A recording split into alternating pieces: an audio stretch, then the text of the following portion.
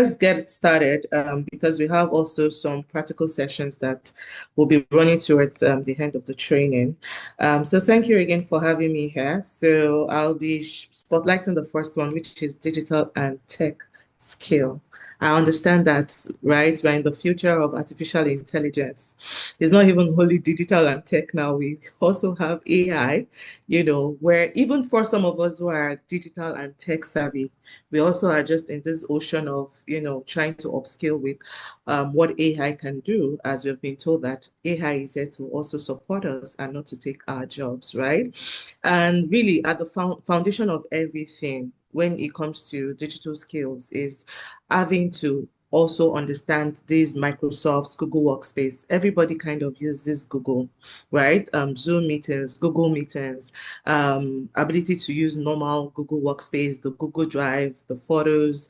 There are different things that you can do with Google.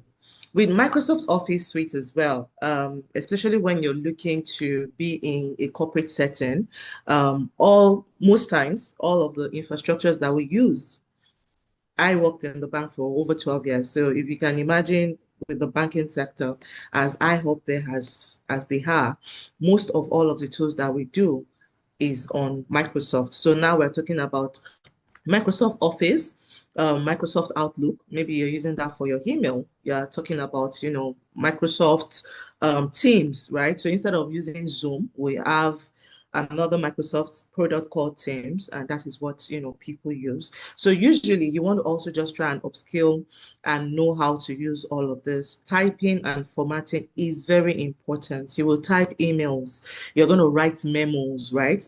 Confidential memos.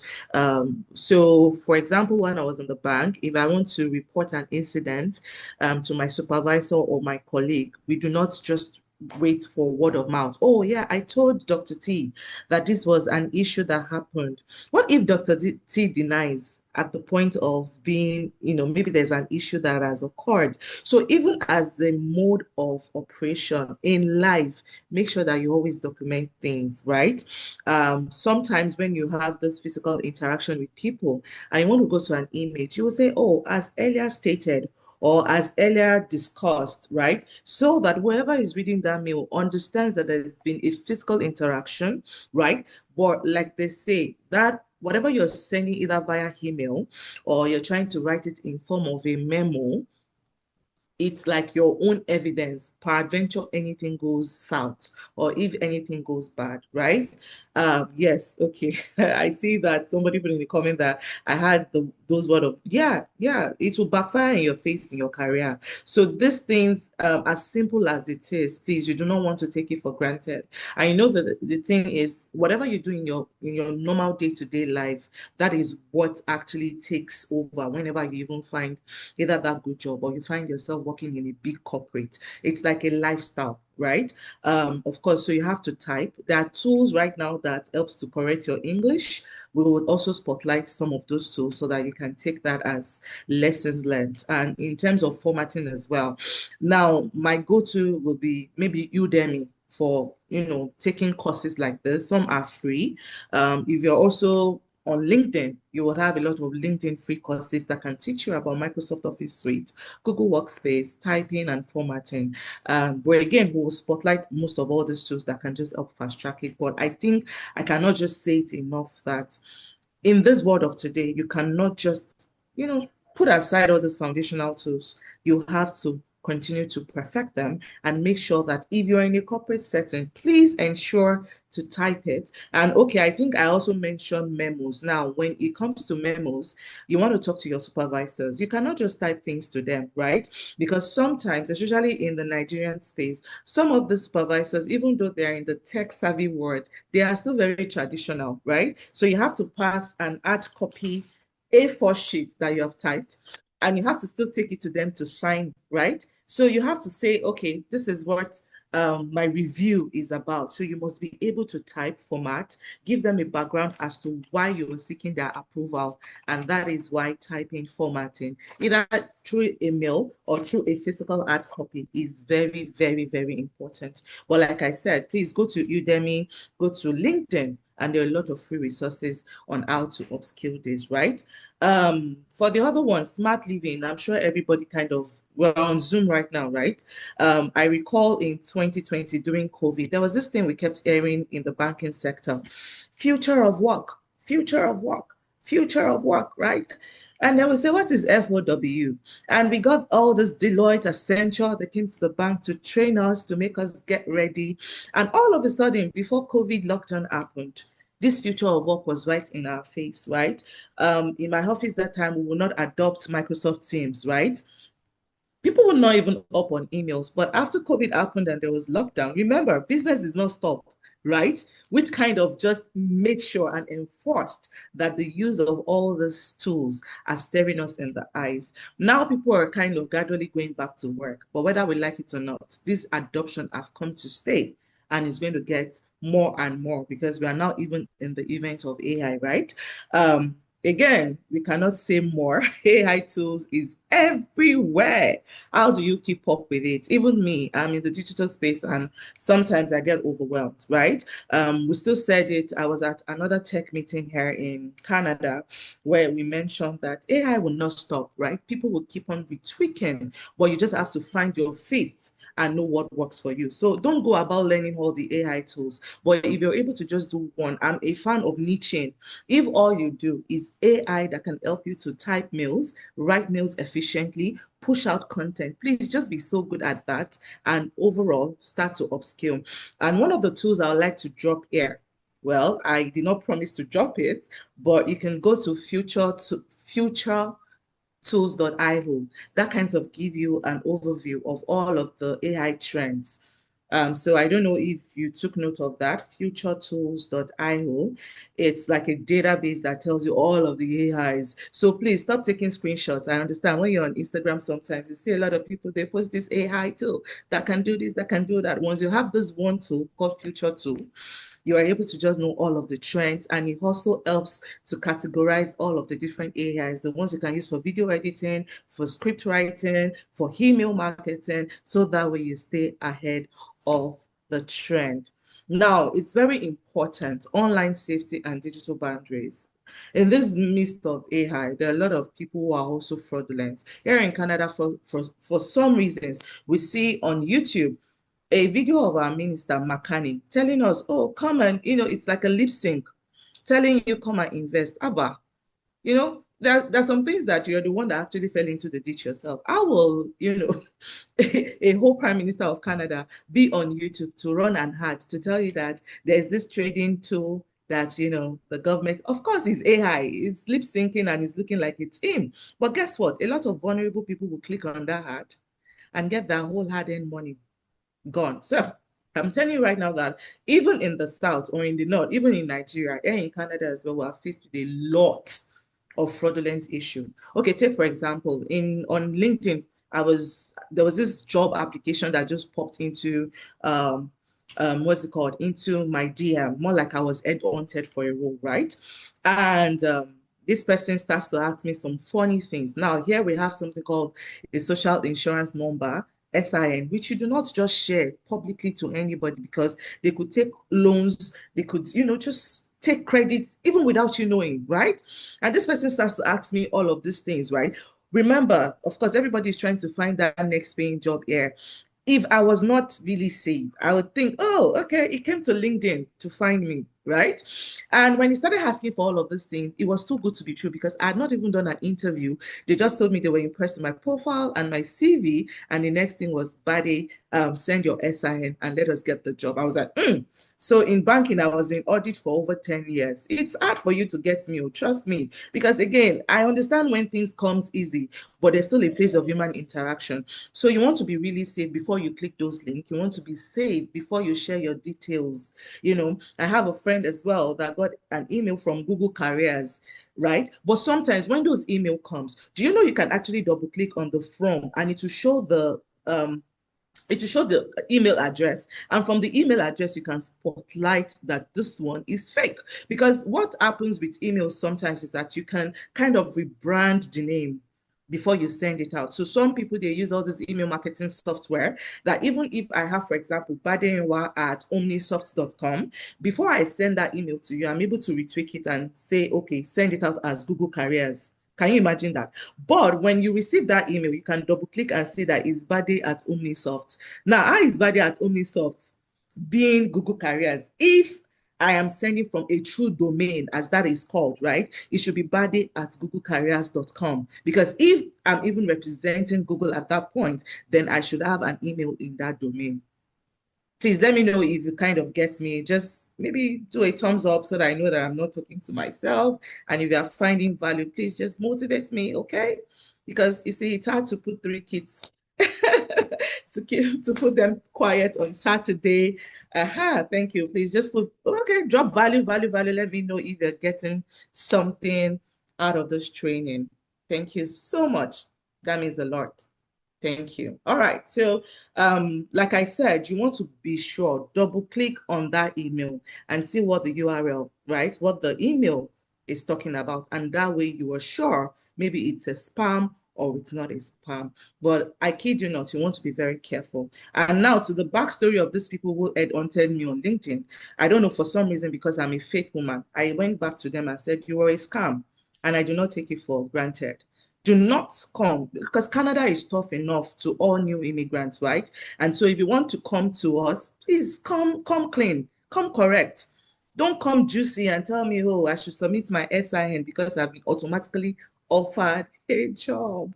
And a lot of these things happen. Now, when it happens, peradventure, sometimes you can also send all of these emails back to Google. So whatever, okay, there was this recruitment as well that happened, headhunted as well. Most of them come making you look like, oh, you're a star. We need you, right? And this person came to me. It was also too good to be true. Guess what? We went through a recruiting process. We did a lot of digital exams and all of that. And then when they offered, and there was still not an interview, I was like, okay, this put me on inquiry. I just took it to Google. Guess what happened? There was a lot of Reddit, yeah, that's Reddit, that would tell you all of the scams here. And that was how there were about 10 people coming with that same role. This one had an address. In fact, they were so authentic. So you would believe it. But everybody at that forum found out. So please, whatever it is that you're doing in terms of online safety, there's also this information online. Sometimes before I take a course, guess what? God saves me sometimes. Even before I put down $80 for a course, I just go to, is this thing a scam? Before you know, on Google, you will see a lot of reviews. They will not tell you, say, Lyle, this $80, you will spend 1,000, in fact, $3,000. They are just using that 80 to lure you inside. So please do that second test, that second mini test before you just fall victim of all of this. And again, for the other side, tech and problem solvers, yes, I would say that these ones are the higher, they're the higher part of hard skills where you're doing data analysis. Now we have to talk about the training. This is no longer maybe an Udemy, right? You might have to get somebody who is like a mentor who would, you have to invest into it, if you get what I mean. So data analysis, web design, coding and programming, cybersecurity, very important. But I would say that the faster approach about this is, I don't know, for me, and trust me, I love to learn. I get to start some of these things when I buy just an online course and I don't finish them. Maybe motherhood, life happens. But the faster way that I would recommend here is to get a mentor, someone that would make you accountable, right? Somebody who understands this thing so that even beyond learning the lingua, you're also getting projects. You're getting a portfolio out of it. So you don't want to do like how every other person would do by just picking up a course, paying 300,000. No, infuse some physical trainings, mentorship, start to learn from people's experiences so that that way you find out what works. Now, data analysis is broad. And we must understand now that you cannot just come out in this future of today and say, I'm a data analyst. No, you could be data analyst in the healthcare sector. That gets you in front of people faster. Again, I'm telling you from the experience of what works in this part of the world. So here I say, for example, I'm a marketing specialist. I expect people to jump at me and they tell me, no, are you marketing in the retail trade? Because what happens in the retail trade is different from what happens in the healthcare. It's different from what happens in the automotive sector. So you want to first try starting to niche down. And that will just be my advice for all of these other tech skills that I add. First thing, invest in a mentor. Second thing is to make sure that you niche down. And when you're niching down, it's first to find the industry where you want to work, right? On Google, for example, you would say, oh, what industries are working? Let's say, for example, in Canada, they've said it, healthcare works, early child education works, right? Now, imagine if you're a data analyst in the early child, or in the educational field. It's different already. Your ideal audience understands you. It's different from just saying, oh, I'm a data analyst. Data analyst in what? If you're in the banking sector, already say that in the finance and banking sector. And I hope that you also understand that when it comes to really this art skill, upskill, learn, use a mentor, and most importantly, niche down by using the industry. And when you use the industry, it's easy for you to find the right mentors. Already, if you are on LinkedIn, you can put that sector, go to people and filter by people, and then you start to see the authority, right? For some, you see that they have classes, trainings, and that's how to really find that person who can really help you, if you get what I mean. And lastly, for the creative and digital space, graphics design, video editing, digital product creation, UI, UX, I feel that there are a lot of AI tools that can really, that they're doing magic here. But whether we like it or not, for some reasons, AI is still not, I'm sure we get this. I'm not sure there's still an AI tool right now that will take all of my, videos and will do it seamlessly for me. But guess what? I could get a graphic designer, a video editor, all these people that they are OGs when it comes to, CapCut. There's still some editing that we see online that are like, oh, AI, no, if you do this one, no, it has to still be an human. So yes, you still have to find out, what skills work, because sometimes it's the skills that you have complemented by AI that gives a good result. Now, AI is not there to just do everything for you. It's still, and that's why you see for some reason, ChatGPT, people prompt ChatGPT and it brings out basic results. And some people, because they have the knowledge, the kind of prompting they're throwing into ChatGPT is bringing out a result that you're like, was it not the same ChatGPT that we are using? So that's why you still have to still come from a place of knowledge, whichever way it is. I don't know if there's any question in this regards before we move to the next one. I like an interactive class, so any questions, please?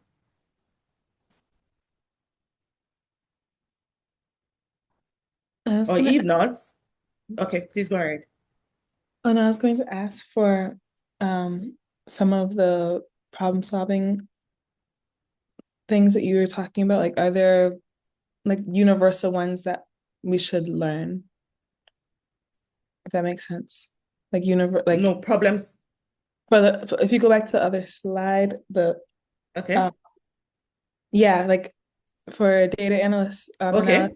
for cybersecurity basis, like are there like basic universal languages that we should start off with, or software programming that we should start off with for the problem solving one and the creative digital one? Okay. I would first like to say that what is your passion? Because beyond learning, trust me, this world will test you. Sometimes you have to be really dogged, right? So take for example, I do web design and development. It was something that I just really wanted to do while I was in banking with two kids. I recall I just had 6 months old baby at that time, and I wanted to do a product sale. And because of my personality, I'm very friendly. And people reach out to me to say, oh, Bade, up on this product is in the health sector. I was like, okay, no problem. It helps solve a need. Let me start. And then I made a list. And guess what? I made a list of 100 friends. I reached out to them and not one person came to my rescue. I was like, what? But marketing is, how then do people do it? So I took up a course in digital marketing just because I felt that was what my passion, right? Um, so I took up a physical training. I'm not a fan of online training really because life happens sometimes. Sometimes I'm just 80% and I'm not done. I'm not Dr. T, if you get what I mean. Already the book by her background, I tell her, for some of us, I don't know. Right? I just like when I go to classes. So what I did was Saturday, Sunday, I would always make sure that I was in my digital marketing class. Thankfully, I had the support of nannies and househelp at that time. So I would show up. Now, remember, it was my area of passion. Now, again, digital marketing was too broad.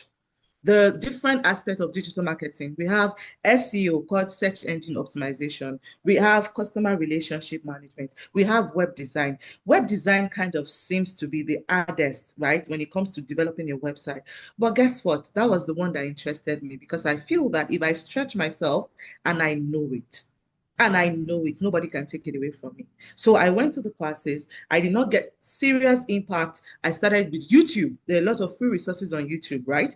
Especially when it came to me really developing e-commerce website because my module at that time for the physical class did not cover that.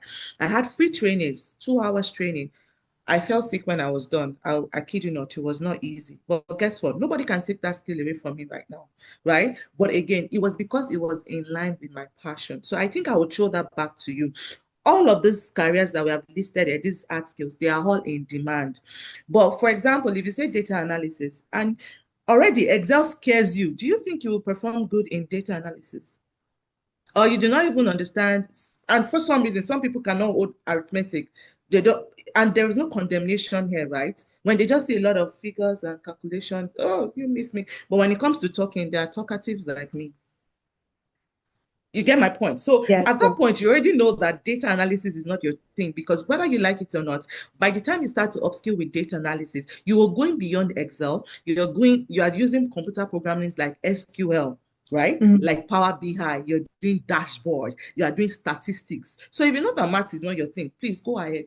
For me right now, I do web design. I do not like coding.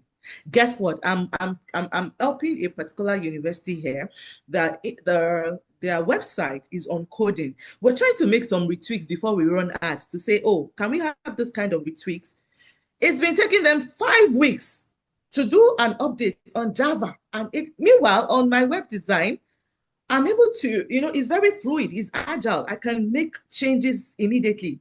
And to even have some little retweaks on the home page, we have to still have a meeting on Monday, right? Mhm. So, but when it comes to coding and programming, count me out. I do my web design with, WordPress with good content management system because I don't want to come looking like, oh, I'm a Java code. But if you like computer programming, if you like to be faced, in fact, you know how intimidating some computer programmers are. They get all these screens that look like TV, 75 inches. If you are someone like that, please go ahead and learn Java and coding. But for me, it's not my thing, right? Mhm. So it's just for you to really find out where does your passion lie? So that if you're stretched, right, even if it doesn't work, are you going to remain really dogged? Are you going to continue to press on? I'll say that way, then you can really find your path. I do not like Excel as well. I do data analysis to a point, but again, I'm still not Dr. T. I don't like maths as much.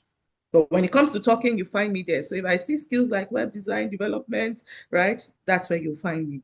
So I'll take that to you, Emanuela. Where do you think you find yourself? Let me just hear your feedback from that. Yeah, it helps. I really love education and I love like the statistics behind it. And Awesome. especially like I like what is happening in the technology aspect, like of making those type of products for children to use and how the stats are very transparent to users and parents. Awesome. Um, but the data analysis part, like I coding is hard for me. It's something I Yeah. want to overcome because I like to draw the results from the data that's collected. So that's what Awesome. I'm doing. So I'll say data analytics, right? But like you already said, in the educational field. Do you understand Mhm. my point? So you're not coming out to say, oh, I'm a data analyst, and then they give you banking data, and you don't even understand what basic terms in banking are, right? Mhm. Right. So my point is do not try to be broad. Start by Okay. niching. Because by the time you start speaking the educational lingua or the early child education lingua, you can even start, taking whatever research you're doing. Again, take all of those resources online, make inferences out of it, start to post it. People will see you as a thought leader, right, in that space. And that way you can start taking your data analysis, but in educational field, if you Mhm. get what I mean. Yeah, yeah. All right, thank you. So the next one, please. Bade, Thank you. permit me to also say that I believe she's going to find something useful under maybe like the creativity skills and also like under Awesome. academic skills, So, but it's great to just like have this broad understanding. We're still going down all the way to some other skills that I think you will definitely find something that you will find very useful there. Thank you. Thank you. Thank you.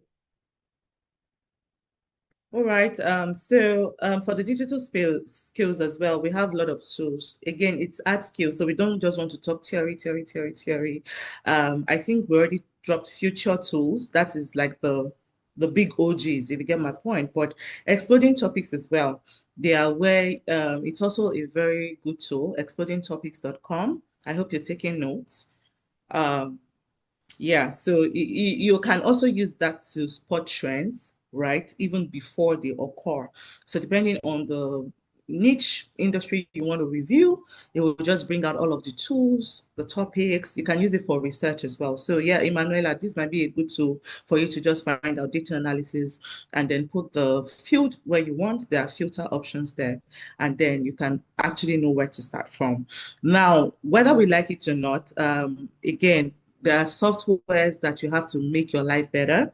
And I see a lot of people, especially in Nigeria, they do a lot of subscription-based, even on Zoom, Microsoft. There are a lot of tools that just wants to make your life better. Maybe a tool that helps with writing, and then people start to pay per month or per year. But guess what? There are websites like lifetimo.com that helps you with lifetime accesses for some of those tools. So for some of us as marketers, especially the ones that are not so truthful, they come to you, we charge something called a retainer, make sure that you pay us every month because we have to subscribe to some of those tools. Meanwhile, they go here and get one-time payment for a lifetime, right? And they keep chopping this money. I'm not always that kind of. I feel that whatever will make you in life will make you, right? And so I'm always about, being open. So even before you hop on a tools, as simple as Calendly, maybe you want to use it for, your calendar booking system, go to LiveTimo first, find out if they have the one-time lifetime subscription, and I feel that it will just help to upskill your game. Again, for Extensio, we have like free marketing templates. You heard this thing called customer persona, customer avatar, go-to-market strategy. They are just all big English, right? They're just big English that makes people like Dr. T feel like, yeah, we are the academia, we speak the lingua.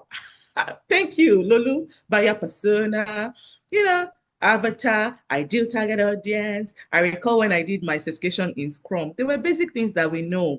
But just because you had gone through the Bible, you start talking things like sprint planning, the sprint, the daily stand-up meeting. You and your team members are having meeting for 15 minutes. Which one is daily stand-up? But the fact that you can speak those lingua just kind of makes you see.